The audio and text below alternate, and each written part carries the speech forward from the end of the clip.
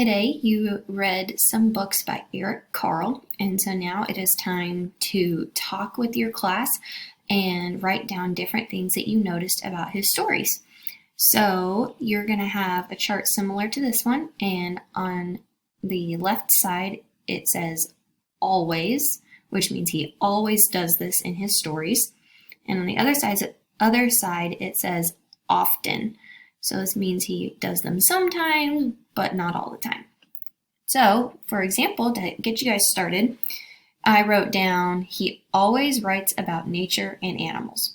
Every single Eric Carle book has nature and animals in it. That's something that is always happening.